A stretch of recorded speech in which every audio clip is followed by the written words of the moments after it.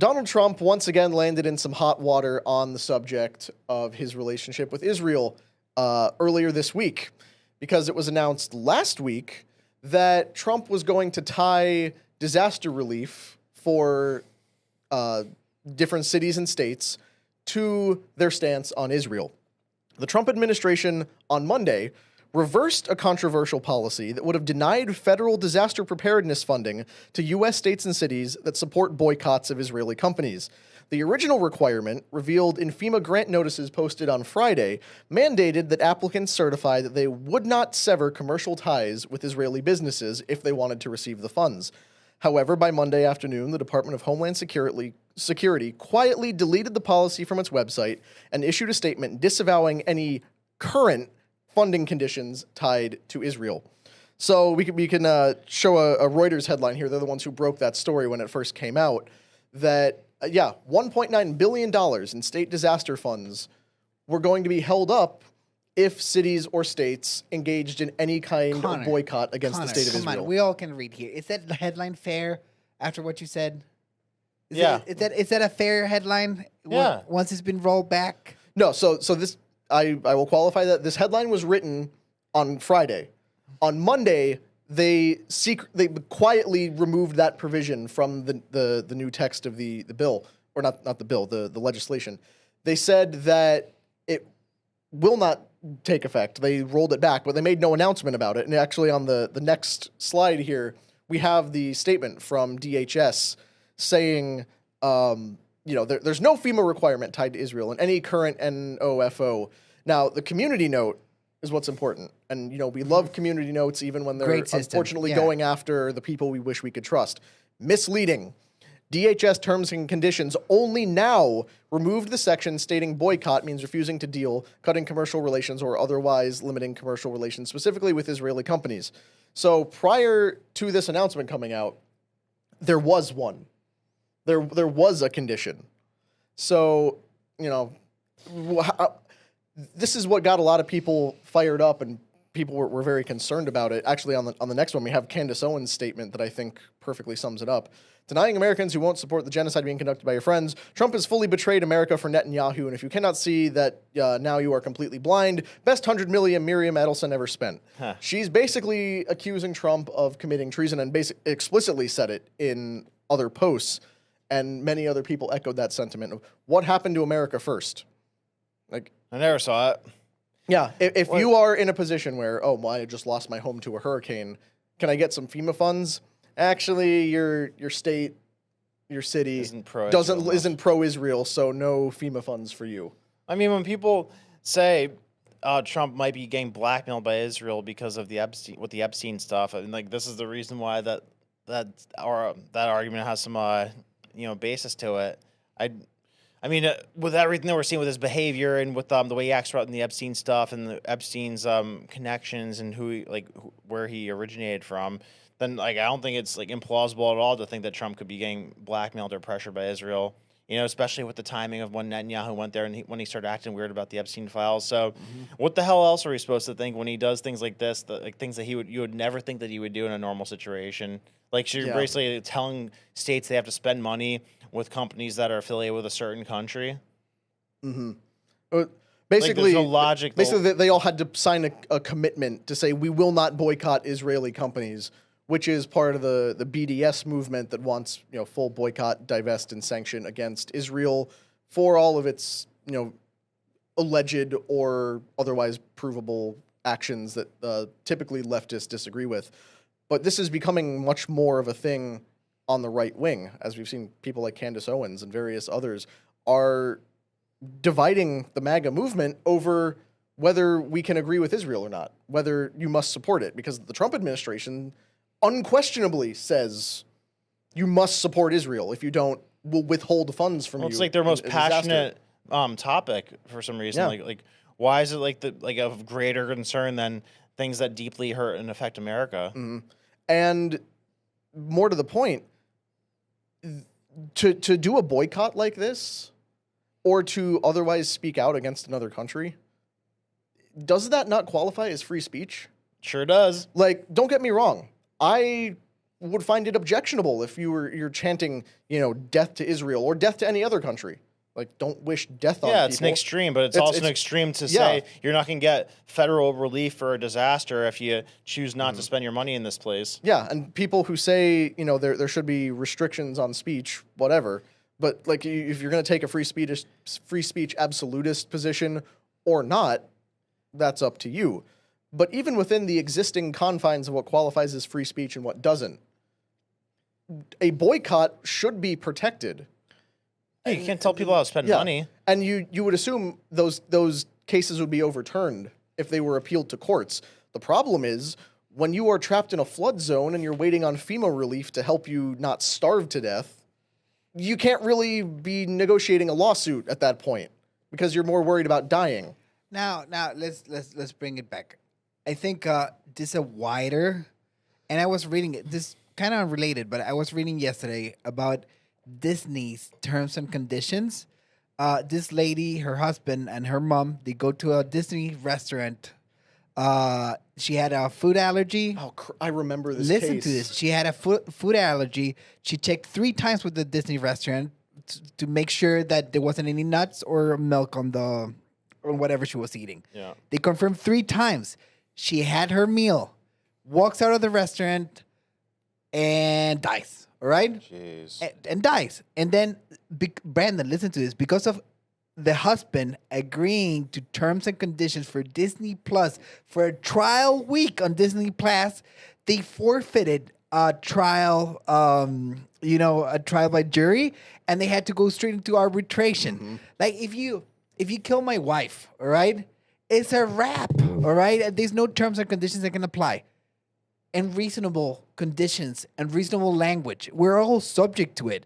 Like, just let's bring it to the fullest extent of this, all right? Let's say this goes, because I think this is unreasonable, all right? That's my take on it. I think it's unreasonable to tie emergency funds to not boycotting a foreign country. Like, it doesn't even make sense how the things are related. It's never happened before. But take it to the fullest extent. Let's say this provision goes underground. The language, because Brandon, the amount of like unreasonable language and unreasonable provisions that every single bill has for everything is out of control.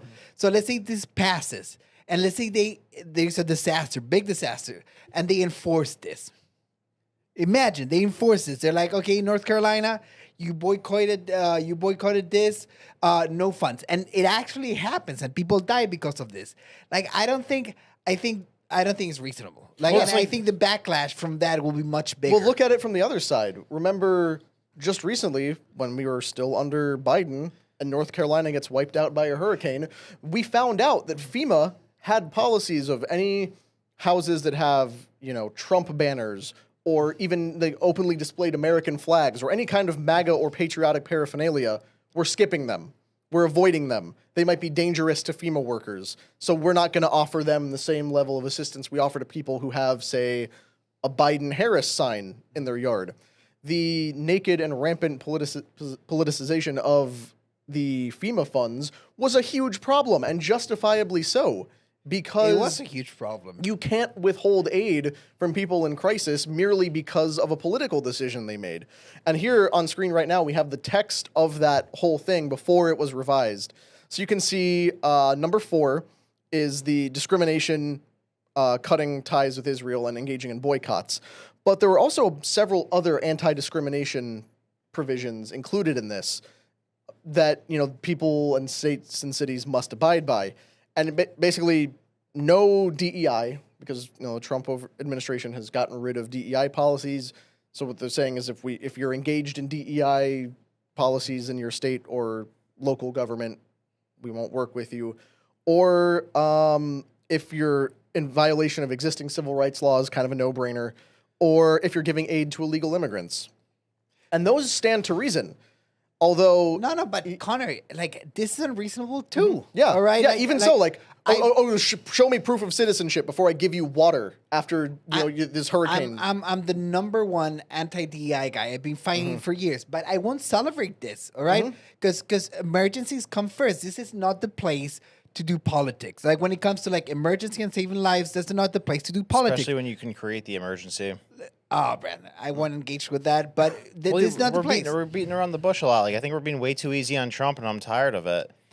Like what he's doing, it makes no sense. Like when Alex Jones is saying that you're being held captive by Israel after years of Alex Jones being hesitant to be critical about Israel, then I think it's time to be deeply alarmed by where Trump's at. Like it seems by all measurable standards that he's being held captive, and we're just beating around the bush every day that we don't talk about it. On the DEI point, I think it's important to note that the reason I think that's in there is because rewind back to the pandemic when they were distributing vaccines, there were locations that were doing things where we are giving priority vaccination to people of color and people of low income because they're the most disproportionately impacted by this virus that is, affected everybody. So if you're black, you get to come to the front of the line and get vaccinated first. Sounds like Tuskegee stuff. Yeah, I think this is meant to knock that down because there are places that will prioritize minorities over white people in terms of distributing aid and relief funds after disasters. So I think what it's trying to get at is if you are found to be engaging in any kind of ranking rather than first come, first serve and distribute on the basis of need, with equality to everybody, as should be the case, I think that's what that is meant for. Brandon, I think you kind of are spot on of this has nothing to do with Israel.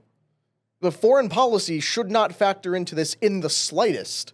So you're trying to say because a state or local government has a foreign policy stance that we don't agree with, we will not help you as your federal government. If the federal government will not intervene to help in these kinds of situations, what are they there for? What function do they serve? No, but it's like, yeah, like that's egregious and audacious, but it's just like bizarre the same way that he's acting bizarre and weird about when you bring up the Epstein stuff. Like for him to just proactively try to make a policy like this to sneak it in where, okay, yeah, your federal funding is tied to your position on a country. That makes no sense. That doesn't happen. So what the hell is being said to you to make you do something like that proactively when there's like a million other things that you haven't done yet that we wanted you to do? Mm-hmm. I mean, yeah, that's the major question. And I mean, like, it's a pretty clear, thesis that what people have as to why he's acting that way. And Trump does not shape DHS and FEMA policies directly. These are all people he's put in place and people he works with and people in his orbit, which means the problem is much bigger than Trump. It's not just, Trump has something hanging over his head and he's being manipulated. This is a system-wide thing. Case in point, Congress is on recess right now. Where did Mike Johnson go on his vacation during that recess? Have one guess? He went to Jerusalem. He put on a yarmulke. He kissed the wall. He said Christians have an obligation to support Israel and reaffirmed that America will always stand by our sacred ally.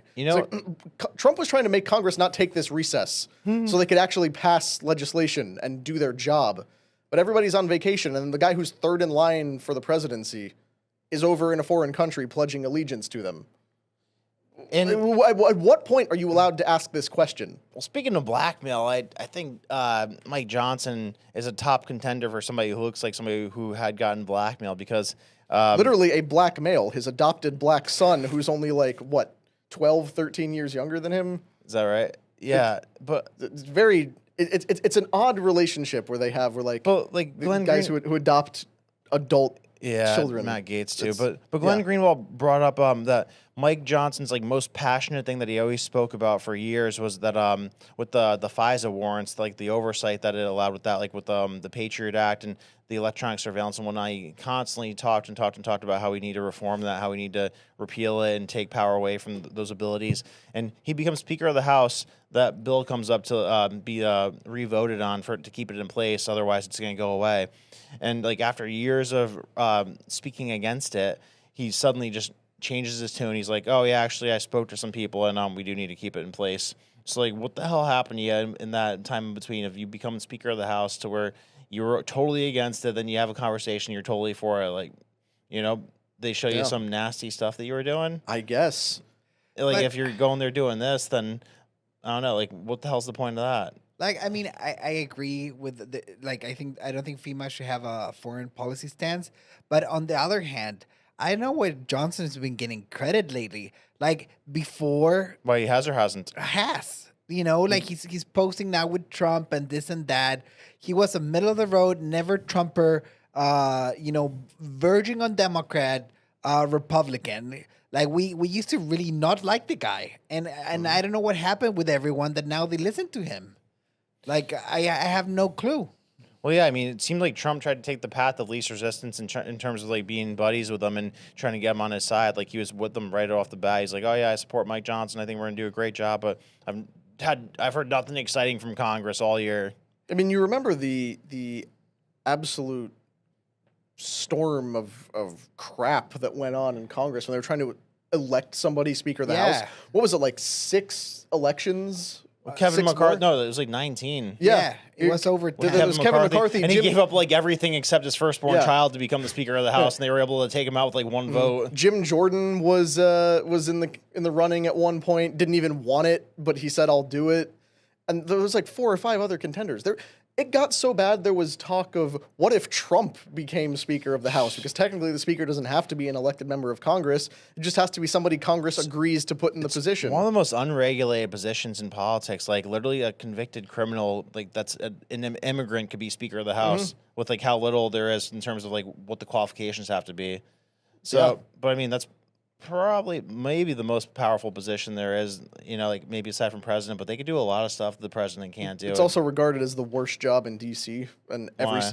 most speakers will agree to that because of the pressure, but also like the red tape you have to deal with and all the other kinds of nonsense that go on with that position.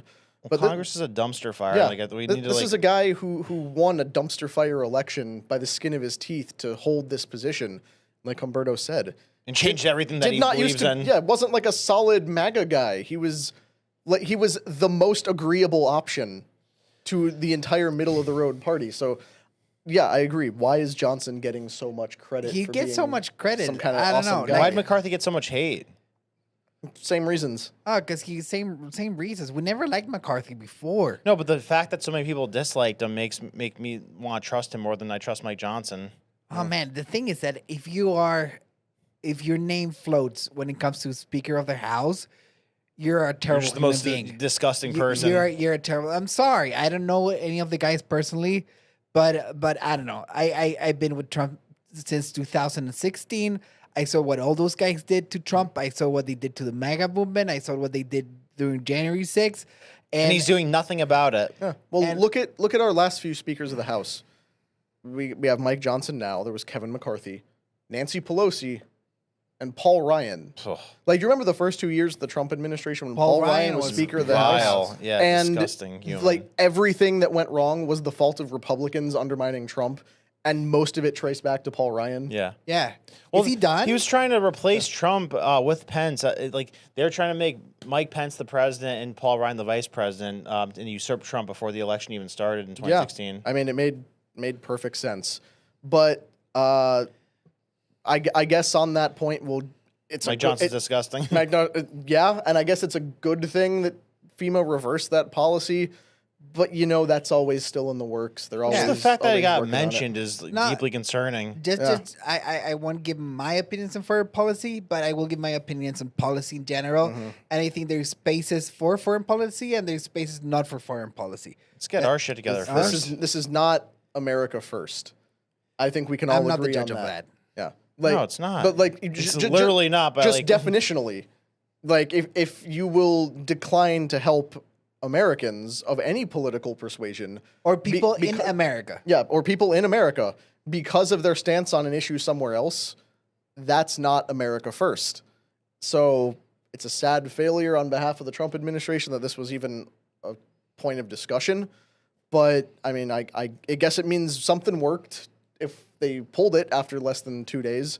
So Like, sir, we'll that's see going to how make it it more goes. obvious that you're being blackmailed with the Epstein files if you keep doing this. Yeah, it's like are you trying to make people hate Israel because this is how you make people hate Israel? Or you're trying to make people think you're being blackmailed by Israel. Yeah, like if you're some dyed in the wool, red blooded Republican voter who supports God, America, and Israel and gun rights and like all the big classic boomer conservative things, and then your house gets leveled by a hurricane and you're told there will be no help for you because the city you live in was not sufficiently pro-Israel, that guy is not going to like Israel. That guy is Trump. that guy is not going to go on to have a very positive opinion of Israel.